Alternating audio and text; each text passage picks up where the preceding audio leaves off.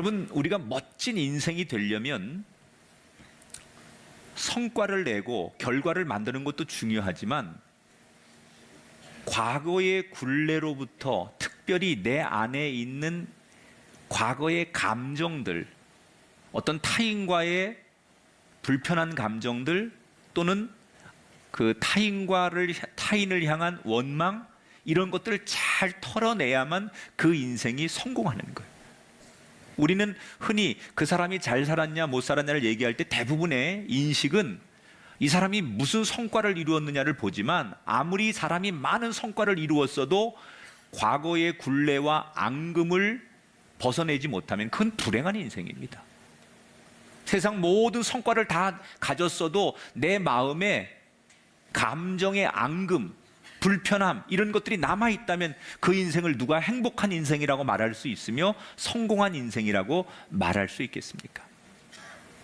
한 해를 시작한 지 엊그제 같은데 여러분, 벌써 오늘 한 해의 마지막 끝자락 앞에 와 있습니다. 여러분은 올 한 해를 스스로 어떻게 평가하십니까? 좋았던 일도 있을 거고 아쉬웠던 일도 있었을 겁니다. 어떻게 하면 우리는 이 2018년 한 해를 잘 마무리하고 새로운 한 해를 맞이할까? 가장 좋은 거, 내 안에 있는 감정의 찌꺼기들, 세상 사람들 속에 살면서 불편한 그 앙금, 이런 것들을 어떻게 털어낼까? 세수를 새 부대에 담아야 하는데 아무리 세수를 부어도 부대 자체가 아직도 그 앙금의 찌꺼기, 감정의 찌꺼기들이 남아있는 상태에서 새로운 한 해로 간다면 과연 2019년이 여러분에게 행복할 수 있을까? 그래서 오늘 저는 이 답을 성경에서 찾고 싶어요. 시편 34편, 다윗의 이야기인데 과거의 굴레로부터 또는 과거의 어떤 사랑과의 악연으로부터 이 모든 감정을 훌훌 털어버리고 다시 일어났던 다윗의 이야기를 통해서 우리는 오늘 성경에서 어떻게 하면 내 감정에 이런 것들을 잘 털어낼 수 있을까? 이 다윗은 베들레헴의 유력한 집안의 아들로 태어납니다. 아버지가 이새지요. 막내 아들로 태어나요. 그런데 그게 좋은 건지 싫은 건지 모르겠지만 자기 위에 형이 7명이 있더라는 거예요. 태어나 보니까. 그래서 그 쟁쟁한 형들 밑에서 다윗은 주눅이 들어서 평범한 인생으로 사는 것이 그의 꿈이었어요. 여러분, 다윗이 무슨 야망이 있거나 인생에 큰 비전이 있는 사람이 아니었습니다. 그 쟁쟁한 형들을 보면서 나 같은 사람이 뭘 할 수 있어? 다 뭐 집안도 또는 이렇게 다른 일도 형들같이 출중한 사람이 하는 거고 나는 그저 목자로 아버지 밑에서 평범하게 사는 게 내 꿈이야. 이게 원래 다윗의 꿈이었어요. 그런데 어느 날 이 다윗이 그냥 사무엘 선지자를 통해서 일방적으로 왕으로 임명이 됩니다. 그리고 얼마 뒤 이 다윗은 전쟁터의 형을 면회에 갔다가 그 자리에서 성령의 강권적인 감동을 받고 블레셋 장군 골리앗을 이기게 됩니다. 그래서 졸지에 하루아침에 그는 국민적인 영웅이 되고 왕의 사위가 되고 왕궁에 들어가게 됩니다. 인생이 내가 생각지도 않은 걸로 막 굴러가는 거예요. 그런데 그 행복이 오래가지 못합니다. 왜? 사울이 이 다윗을 시기하죠. 아직은 내가 현존하는 왕인데 다음 차기 주자가 너무 강력하고 사람들이 그를 좋아하니까 이 사울이 그를 견제하고, 그리고 그에 대한 그 자그마한 질투의 감정, 미움의 감정이 점점점 커져서 이걸 방치하다 보니까 다윗에 대한 증오감이 생겨서 다윗을 죽이려고 합니다. 그 질투와 미움을 견디지 못한 다윗이 왕궁을 떠나 멀리 도망을 치지만 이스라엘 곳곳에 이미 사울 왕이 다스리는 정부에 많은 그 정보원들이 있기 때문에 어디를 가도 다윗은 편할 수가 없었습니다. 그래서 급기야 그가 마지막에 선택한 일이 뭐냐? 이스라엘을 떠나서 다른 나라로 망명을 가는 거였어요. 이스라엘 주변에 많은 나라들이 있었지만 그가 망명지로 선택한 곳은 블레셋이었습니다. 그런데 웬걸이요, 이 가드라고 하는 곳이 어떤 곳이냐면 다윗이 전쟁에서 이겨서 무찔렀던 블레셋의 전쟁 영웅 골리앗의 고향이에요. 그러니까 이 고향 사람들이 자기들의 민족의 자존심인 골리앗이 전쟁에서 아주 비참하게 죽었는데 그 상대가 다윗이라는 사실을 알고 오히려 분위기가 여론이 악화되면서 다윗을 죽이려고 합니다. 이때 다윗이 그 위기의 순간에 그가 아주 마지막 꺼낼 수 있는 카드 하나를 꺼내게 됩니다. 그게 뭐냐? 미친 연기를 하는 거예요. 갑자기 머리를 풀어헤치고 눈을 흰자를 확 뒤집더니 낄낄거리고 웃고 침을 흘리고 막 여기저기 기어다니고 바닥을 핥고 막 대문에 가서 문을 긁기도 하고 도무지 정상적인 사람처럼 보이지 않는 연기를 의도적으로 합니다. 블레셋 사람들이 보니까 이미 제정신이 아니고 미쳐서 여기 왔다고 생각하니까 죽일 가치도 없다고 생각해서 궁 밖으로 버리라고, 그래서 군인들에 의해서 그는 궁 밖으로 버려지고 겨우 목숨을 구합니다. 사람들에게 버림받고 침뱉고 조롱당하고 밟히고 그리고 사람들이 다 떠난 다음에 미친 연기를 그만두고 이제 어딘가 정처 없이 어디로 가야 할지 모르는 발걸음을 옮기면서 우연히 물에 비춰진 자신의 초라한 모습을, 비춰진 모습을 보게 돼요. 사람들에게 얻어맞아서 온통 얼굴에 피멍이 들고 그리고 정말 가장 초라하고 가장 연약한 그 물가에 비춰지는 자신의 모습을 보면서 얼마나 처량하든지 그냥 가만히 있어도 두 눈에 눈물이 흐르기 시작합니다. 나는 잘못한 게 없는데 왜 내가 이렇게 미움을 받고 이렇게 내 나라 떠나서 남의 나라까지 와서 이런 처량한 인생이 되었는가? 그 사울 왕에 대한 미움과 세상에 대한 원망과 하나님에 대한 섭섭함, 이런 것들이 감정 안에서 올라오기 시작해요.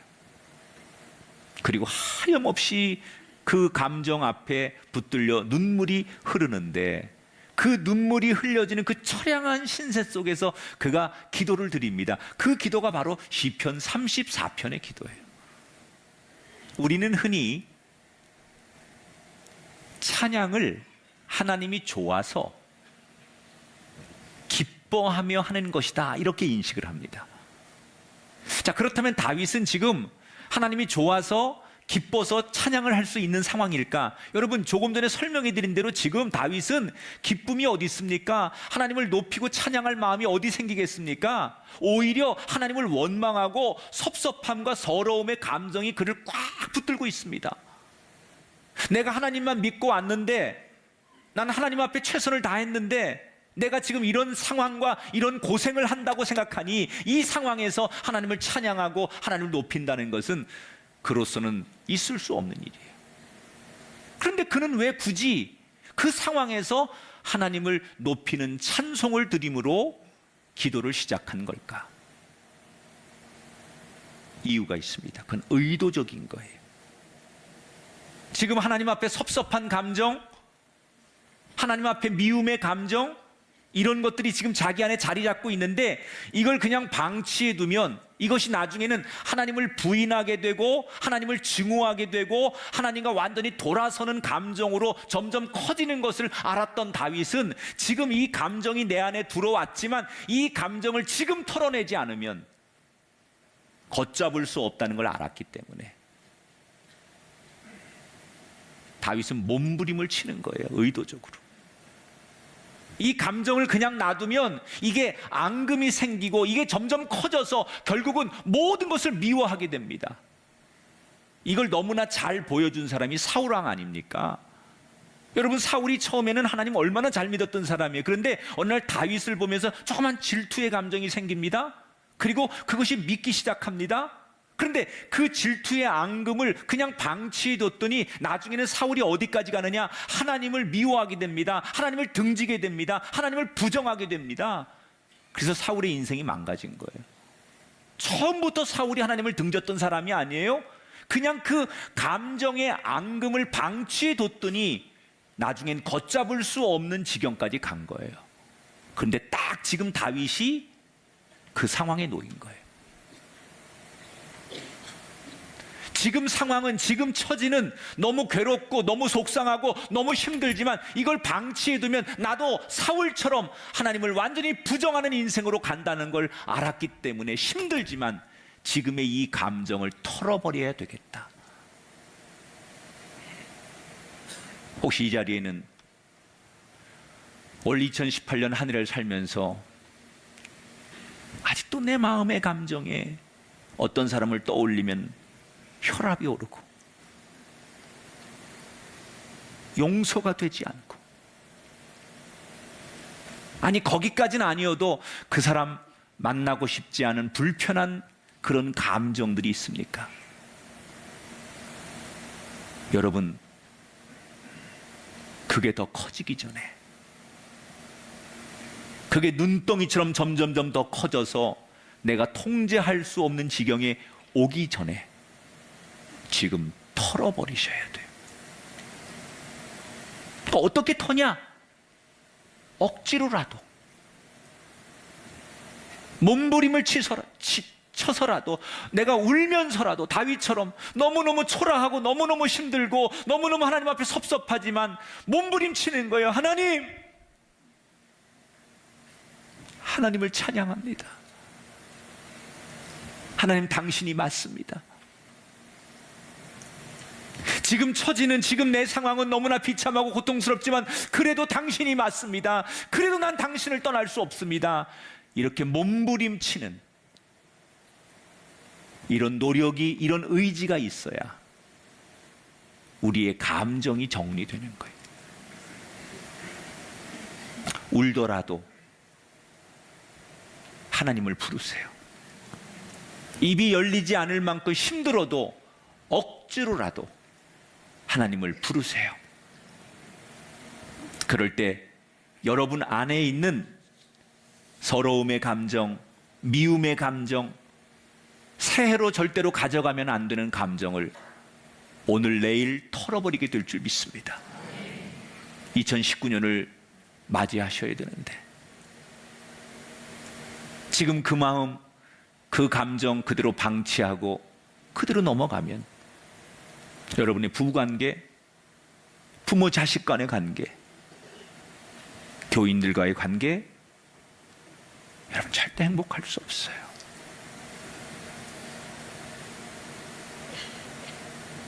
몸부림치셔야 돼요.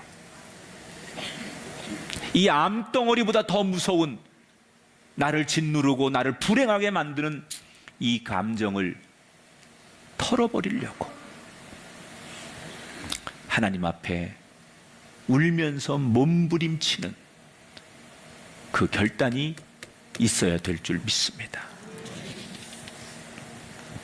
다윗은 그렇게 고통스럽지만 하나님을 의도적으로 인정하면서 기도를 시작해요. 하나님, 당신은 찬양받을 뿐입니다. 내가 당신을 자랑하겠습니다.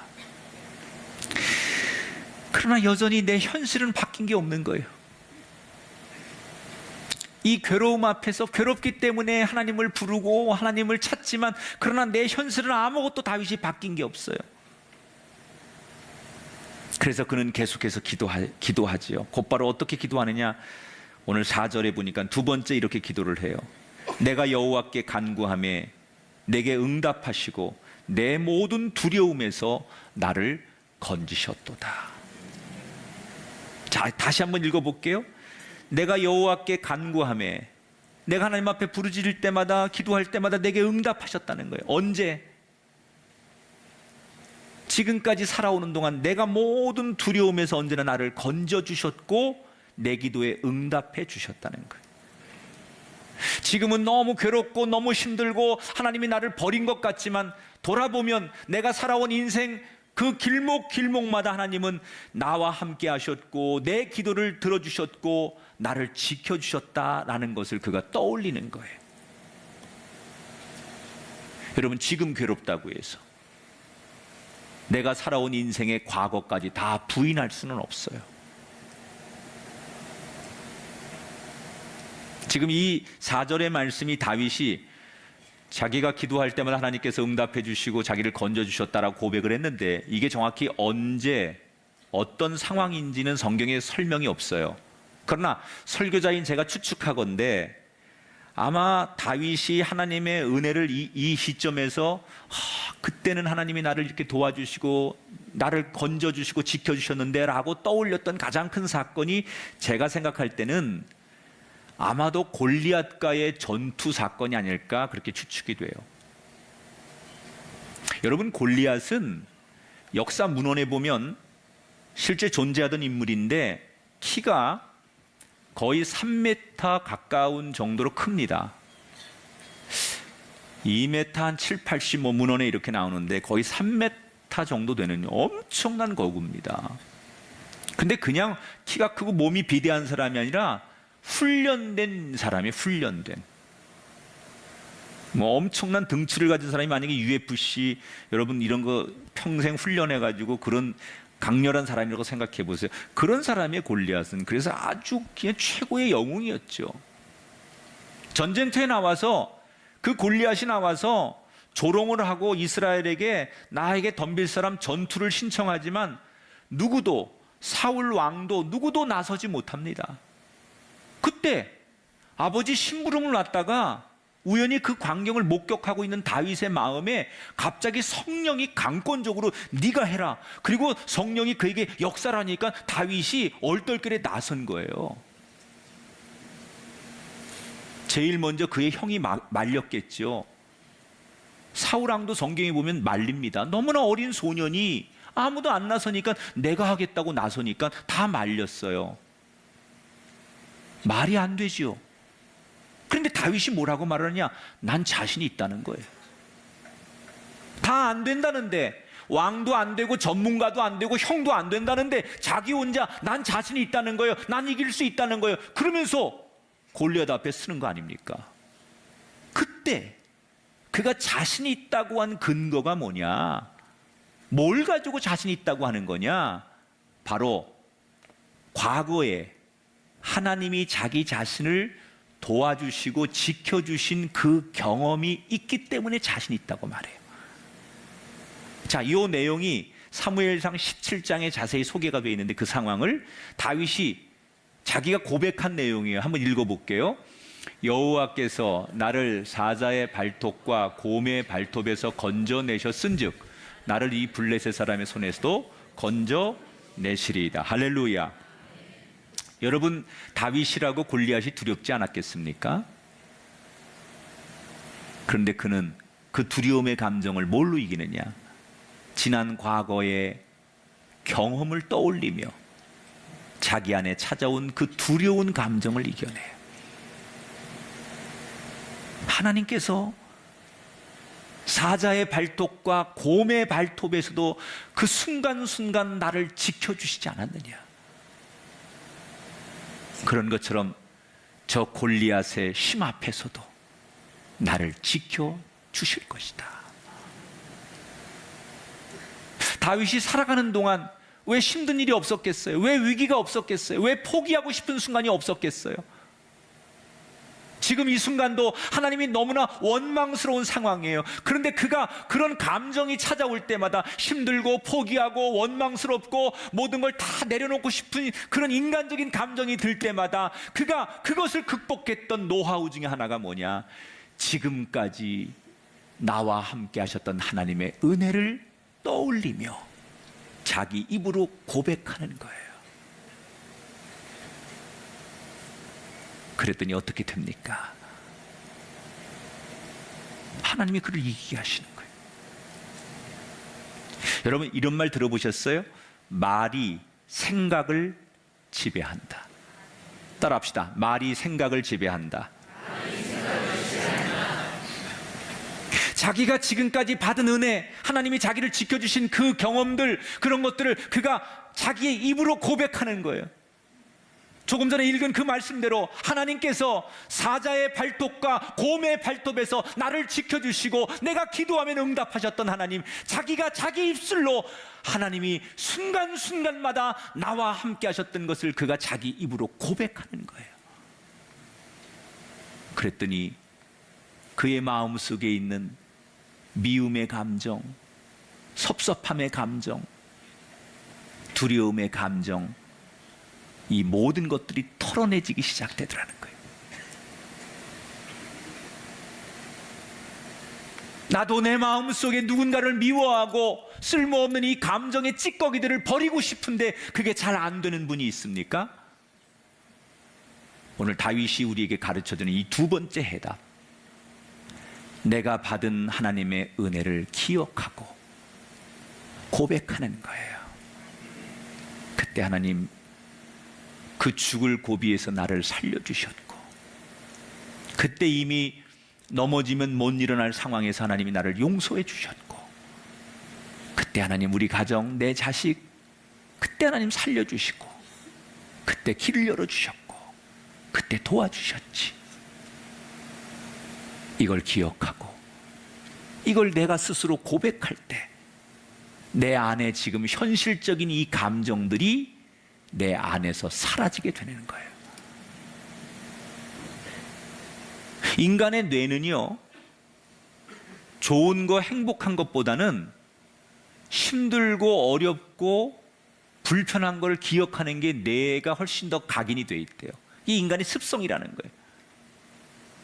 그래서 우리가 감사한 거, 행복했던 거, 이것을 기억하는 것보다 섭섭했던 거, 어려웠던 거, 말 한마디에 상처받았던 것을 더 많이 기억하는 게 인간이 가지고 있는 본성이라는 거예요. 여러분에게 지난 1년을 돌아보면, 아니 여러분의 인생을 되돌아보라고 하면 꼭 원망스러운 일, 섭섭했던 일, 힘들었던 일만 있었겠습니까? 그 사이사이에 호탕하게 웃을 만한 일도 있었을 것이고, 가슴 뭉클한 일도 있었을 것이고, 콧등이 찡해질 만큼 감격스러운 순간도 있었겠죠. 제가 방금 지금 예배 올라가기 전에 우리 둘째 아들한테 문자를 받았어요. 다 뭐 제가 그 내용을 소개 못하지만 아버지가 있어서 올 한 해 행복했다. 아버지를 보면서 자긴 자랑스러웠고 아버지처럼 살고 싶다. 수고 많이 하신 아버지, 내년에도 건강하시고 행복했으면 좋겠다. 우리 아들이 저한테 보낸 짧은 카톡의 글이었어요. 나한테 많은 보상을 준 건 아니지만 그 글 하나를 보면서 미소 짓는 그게 저에게 분명히 왜 없었겠어요? 그동안도 많이 있었죠. 우리 막내딸은 매일 아침 저녁 나한테 뽀뽀를 해줘요. 하루도 안 걸러. 밥은 안 먹을지언정 걔 뽀뽀를 안 받는 경우는 없어요. 얼마나 행복한지 몰라. 그런데 그건 다 잊어버리는 거예요. 지금 힘든 일, 지금 섭섭한 일만 생각하는 거예요. 다윗은 지금 너무 힘드니까, 너무 자신의 처지가 비참하니까 그 지난날 내가 받았던 행복했고 감사했고 좋았던 건 다 잊어버리고 그것을 부정하지 않고 의도적으로 그것을 떠올리면서 고백하는 거예요. 하나님 그때 나와 함께 하셨죠. 그때 하나님이 저를 도와주셨죠. 여러분, 이 고백이 저와 여러분에게도 있게 되길 축복합니다. 그래야 지금의 여러분의 이 감정, 그 아픔, 그 앙금을 털어낼 수 있어요. 이렇게 다윗은 의도적으로 하나님을 찬송하고 지난날에 자신에게 주어진 그 과거의 은혜를 추억하고 고백하면서 그 감정을 어떻게든지 이겨내 보려고 몸부림을 치면서 이제 8절부터는 그가 결단하는 기도예요. 내가 이렇게 살겠습니다 라고 하는 자신의 결단이 이제 8절부터 쭉 나옵니다. 그 중에 가장 중요한 부분이 13절부터 15절이라고 생각이 돼요. 같이 읽어보겠습니다. 내 혀를 악에서 금하며 내 입술을 거짓말에서 금할지어다.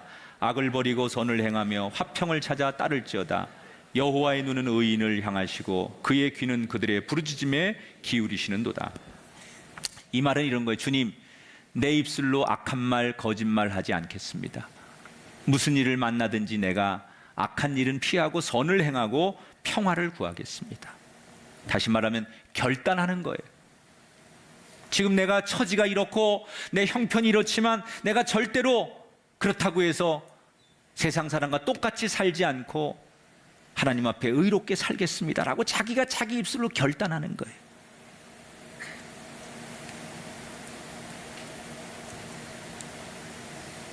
여러분, 아무리 힘들어도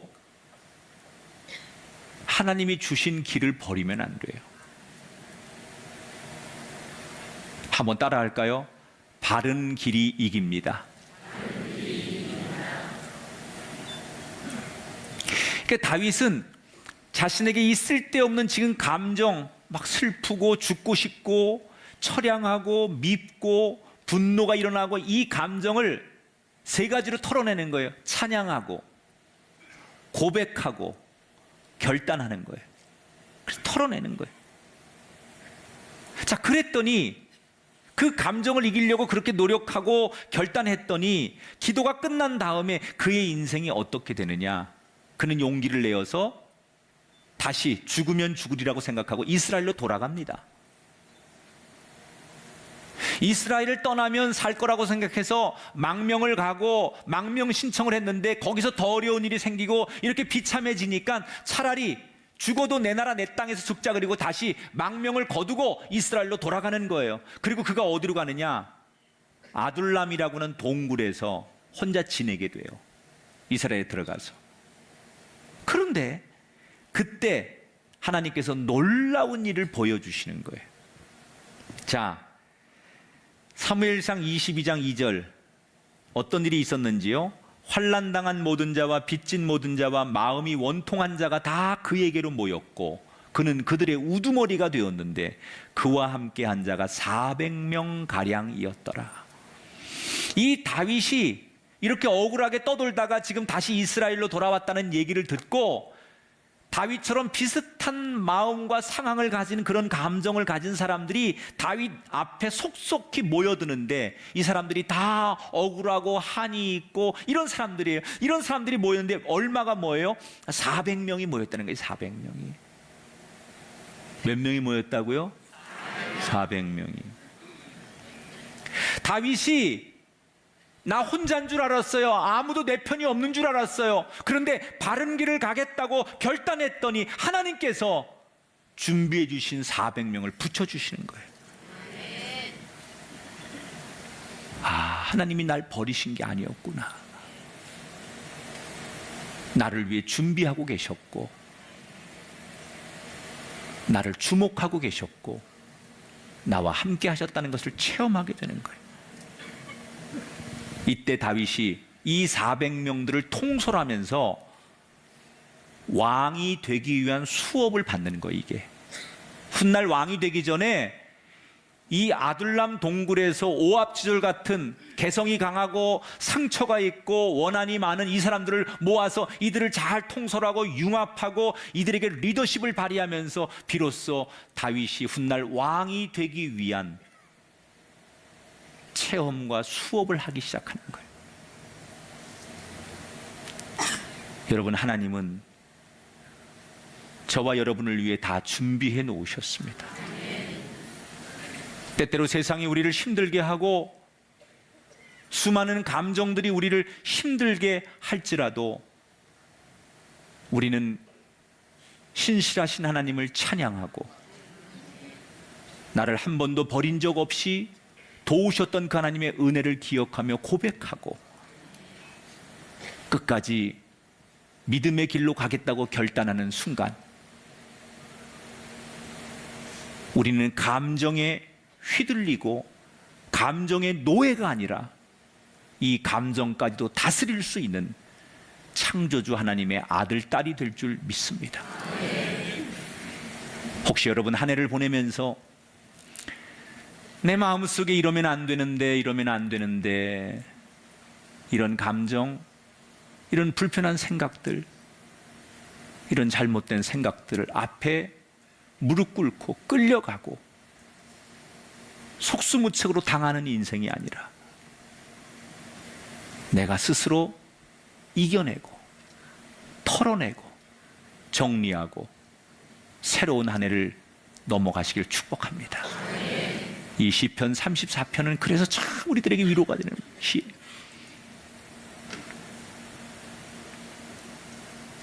(2019년이) 코앞에 와 있어요. 여기서 오늘 내일 이 말씀 앞에 결단하지 않으면 우린 2019년 넘어가는 의미가 없어요. 울더라도 몸부림치세요.